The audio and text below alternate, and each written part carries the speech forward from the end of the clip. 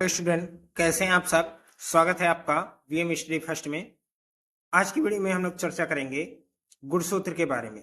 मानव के गुणसूत्र की पूरी संरचना के बारे में आप लोगों को बताया जाएगा। अगर आप लोग हमारे चैनल पर पहली बार आए हैं तो आप लोग चैनल को सब्सक्राइब करना ना भूलें और उसके बगल में ही बेल आइकन का बटन दिया गया है, उसको आप प्रेस करना ना भूलें। बेल आइकन को जरूर दबाएं ताकि हम कोई भी वीडियो अपलोड करें तो आप लोगों के पास सबसे पहले पहुंच जाए, ताकि आप कोई भी मेरी वीडियो को मिस ना कर सकें। चलिए देखते हैं हम लोग गुणसूत्र के बारे में कि कितना होता है मानव में और इसकी संरचना कैसी होती है, इसके बारे में पूरा चर्चा किया जाएगा। देखिए, ये है गुणसूत्र की संरचना। गुणसूत्र का गुणसूत्र का सबसे बाहरी आवरण जो सबसे बाहरी आवरण होता है, इसी सबसे बाहरी परत को हम पेलिकल कहते हैं। ये क्या करता है? ये गुणसूत्र की बाहर से सुरक्षा करता है और इसकी रचना प्रदान करता है। एक पतली झिल्ली का आवरण होता है जो हमारा पेलिकल कहलाता है। ये गुणसूत्र का सबसे बाहरी आवरण होता है। अब इसकी दूसरी संरचना करती है मैट्रिक्स। ये क्या होता है? देखिए, जो मैट्रिक्स होता है तो मैट्रिक्स इस गुणसूत्र के अंदर भरा द्रव होता है। गुणसूत्र के अंदर एक भरा द्रव होता है जिसे मैट्रिक्स कहते हैं। ये गुणसूत्र का अंदर से सुरक्षा करता है। गुणसूत्र का अंदर से ये सुरक्षा करता है ताकि गुणसूत्र हमारा नाश न हो। इसमें ये मदद करता है मैट्रिक्स में। तीसरा भाग आता है गुणसूत्रीय तंतु। ये क्या होता है? देखिए, जो ये गुणसूत्रीय तंतु होता है, ये गुणसूत्र के अंदर ये देख रहे हैं धागेनुमा संरचनाएं होती है। जिगजैग धागेनुमा संरचनाएं होती है जिसको हम गुणसूत्रीय तंतु बोलते हैं। अगला भाग आता है क्रोमोमीटर। ये जो क्रोमोमीटर होता है, ये गुणसूत्र के अंदर जो ये ऐसे जिगजैग की संरचनाएं है, ये ऐसे ये उभार भाग जो होता है, ये वाला उभार भाग जो है, इसको बोलते हैं हम क्रोमोमीटर। इसी क्रोमोमीटर पर इसी क्रोमोमीटर पर ही हमारी डीएनए होते हैं। और इसी डीएनए के ऊपर ये जो हमारा गुणसूत्र है, गुणसूत्र के अंदर ही हमारा जो ये जिगजैग संरचना है, ये डीएनए। तो डीएनए के ऊपर ही हमारे जो ये बिंदु बिंदु के रूप में है, इस प्रकार से ऐसे ये इन्हीं डीएनए के ऊपर ही, या फिर बोल सकते हैं क्रोमोमियर के ऊपर ही जीन्स उपस्थित होते। क्या उपस्थित होते हैं? तो जीन्स उपस्थित होते हैं। ये जीन्स ही एक पीढ़ी से दूसरी पीढ़ी में सूचनाओं को ले जाने का कार्य करता है। इन्हीं जीन्स को ही आनुवांशिकता का वाहक कहा। और अब आगे चलते हैं। गुणसूत्र जो है, ये हमारा जब पहली बार संकीर्ण होता है, संकीर्ण का मतलब जब दब जाता है, दब जाता है। दबने का मतलब पिचक जाता है। जैसे गुब्बारा होता है तो गुब्बारा हम फुलाते हैं, पूरा बड़ा सा फूलता है, तो बीच में से ऐसे हम ऐंठ देते तो बीच में पिचक जाता है। तो वही गुणसूत्र भी वैसे अगर हमारा पिचक जाता है, अगर ये पहली बार जब पिचकता है, तो इसी को हम प्रथम संकीर्णन कहते हैं। इसी को कहते हैं प्रथम संकीर्णन। ये हमारा प्रथम संकीर्णन है। और जिस बिंदु पर ये पिचकता है, जिस बिंदु पर ये पिचकता है, उसी बिंदु को गुणसूत्र बिंदु बोलते हैं या गुणसूत्रीय बिंदु बोलते हैं। आगे फिर वैसे गुब्बारा जैसे हमारा पिचक जाता है तो आगे फिर फूला होता है, फिर वैसे ही संरचना होती है। तो ये गुणसूत्र की इतनी पूरी संरचना होती है। एक गुणसूत्र की, वास्तविक गुणसूत्र की इतनी ही संरचना होती है। आगे जब गुणसूत्र हमारा दोबारा, जैसे कभी कभार होता है कि 2 बार 3 बार ऐड देते हैं, 4 बार ऐड देते हैं, तो वैसे गुणसूत्र हमारा जब दूसरी बार पिचकता है, जब हमारा दूसरी बार पिचकता है, तो उसको हम द्वितीयक संकीर्णन बोलते हैं।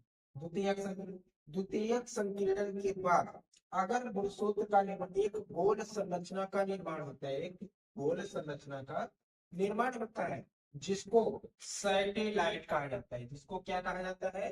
तो सैटेलाइट कहा जाता है। इस सैटेलाइट गुणसूत्र का निर्माण जिस भी गुणसूत्र में हो, इस सैटेलाइट गुणसूत्र का निर्माण जिस भी गुणसूत्र में होता है, उसको सैट गुणसूत्र बोलते हैं। उसको हम बोलते हैं सैट गुणसूत्र। और इस सैट गुणसूत्र की खोज, इस सैट गुणसूत्र की खोज नवाश्चिन नामक वैज्ञानिक ने किया था। किस वैज्ञानिक ने? तो नवाश्चिन नामक वैज्ञानिक ने इस सैट गुणसूत्र की खोज की थी। और हमारे जो सिंपल गुणसूत्र है, इसकी खोज स्ट्रासबर्गर नामक वैज्ञानिक ने किया है। स्ट्रासबर्गर नामक वैज्ञानिक ने इस गुणसूत्र की खोज की है। ये है हमारे खोजकर्ता, ये है खोजकर्ता, ये स्ट्रासबर्गर है।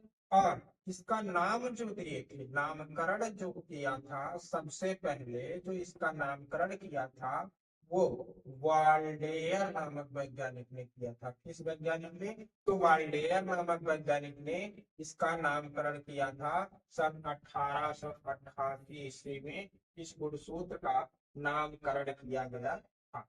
वो सबसे पहले किए थे वाल्डेयर नामक वैज्ञानिक ने।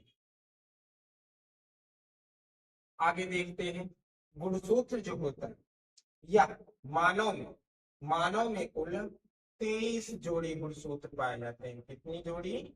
तो 23 जोड़ी कुल गुणसूत्र पाए जाते हैं मानव में, जिसमें से 22 जोड़ी जो गुणसूत्र होते हैं वो दैहिक गुणसूत्र होता है।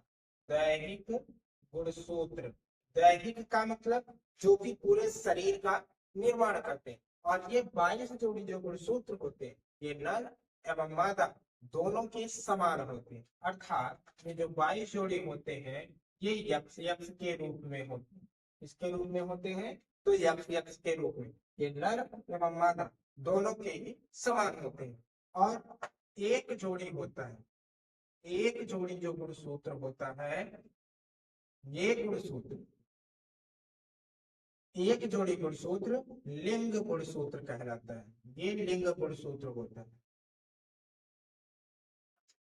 लिंग गुणसूत्र जो होते हैं नर एवं मादा दोनों के अलग अलग होते हैं। नर का हमारा होता है यक्ष और वाई, ये है नर के गुणसूत्र। और मादा का जो गुणसूत्र होता है वो यक्ष और यक्ष होता है। ये नर का गुणसूत्र है यक्ष वाई, मादा का गुणसूत्र है यक्ष और यक्ष। चलिए, ये 60 गुणसूत्र जो होता है, ये 60 गुणसूत्र सभी गुणसूत्रों में नहीं होता। अर्थात इस 60 गुणसूत्र का निर्माण सभी गुणसूत्रों में नहीं होता है। यह हमारा 11वीं जोड़ी, 13वीं जोड़ी, 15वीं जोड़ी, 21वीं जोड़ी और 23वीं जोड़ी, बस इतने ही गुणसूत्रों में इस 60 गुणसूत्र का निर्माण होता है। बस 11, 13, 15, 21 और 23वीं जोड़ी, बाकी आप किसी भी गुणसूत्र के जोड़े में इस गुणसूत्र का यानी कि 60 गुणसूत्र का निर्माण नहीं होता है। इस 60 गुणसूत्र का फुल फॉर्म देख लीजिए। 60 गुणसूत्र का फुल फॉर्म, 60 का फुल फॉर्म होता है साइन अम्ल थाइमो न्यूक्लियो,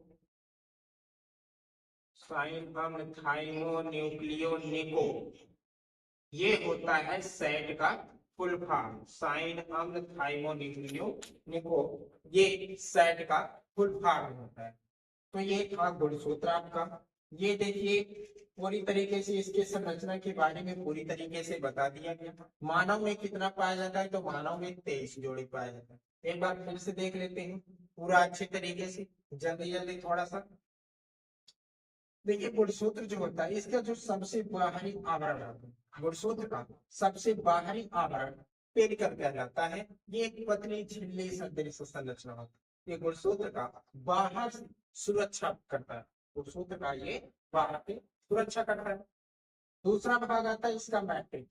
गुणसूत्र के अंदर भरे कुछ द्रव होते, गुणसूत्र के अंदर जो द्रव भरे होते हैं वो मैट्रिक्स होते हैं। वो गुणसूत्र का अंदर से सुरक्षा प्रदान करते हैं। तीसरा भाग आता है गुणसूत्रीय तंत्र। गुणसूत्र के अंदर धागेनुमा संरचनाएं होती, धागेनुमा जो ये जिगजैग संरचना है, इन्हीं संरचनाओं को, इन्हीं धागेनुमा तंतुओं को हम गुणसूत्रीय तंतु बोलते हैं। अगला भाग है क्रोमोमिनल। गुणसूत्र का उभार भाग जो गुणसूत्र के अंदर जो उभार भाग है हमारा गुणसूत्रीय तंतु का जो उभार भाग है, इसी उभार भाग को हम क्रोमोमियर अर्थात तंतु के ऊपरी भाग को हम क्रोमोमियर बोलते हैं। इन्हीं क्रोमोमियर के ऊपर हमारे जेन्स उपस्थित होते हैं। गुणसूत्र जब हमारा पहली बार पिचकता है, जब हमारा पहली बार दबता है, तो उसको हम प्रथम संकीर्णन कहते हैं। जब पहली बार दबेगा तो प्रथम संकीर्णन, और जिस बिंदु पर ये दबता है, जिस बिंदु पर दबता है उस बिंदु को गुणसूत्रीय बिंदु बोलते हैं। उस बिंदु को हम गुणसूत्रीय बिंदु बोलते हैं।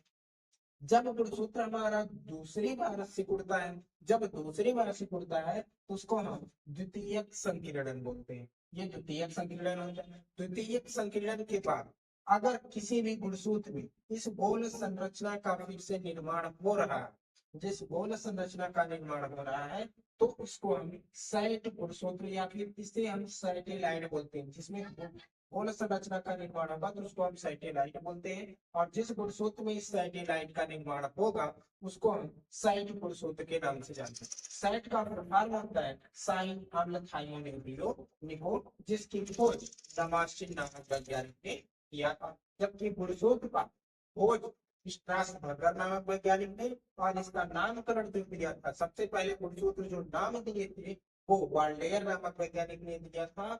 और मानव में ये 23 जोड़ी होते हैं, जिसमें से 22 जोड़ी तो दैहिक गुणसूत्र अर्थात ये पूरे अंग का निर्माण करते हैं। पूरे शरीर का निर्माण तो कर लेंगे परंतु लिंग का निर्माण नहीं कर पाते। लिंग का निर्माण एक गुणसूत्र करता है, जो कि नर एवं मादा का अलग अलग होता है। नर का लिंग गुणसूत्र XY और मादा का XX होता है। ये गुणसूत्र आपका खत्म हुआ। अगर आप लोगों को समझ में आया हो, वीडियो अच्छा लगा हो, तो चैनल को लाइक और सब्सक्राइब जरूर करें और शेयर करना ना भूलें। बेल आइकन को जरूर प्रेस कर दें, ताकि आप लोगों के पास हमारी कोई भी वीडियो अपलोड हो तो तुरंत आप लोगों के पास उसका नोटिफिकेशन पहुंचे। धन्यवाद।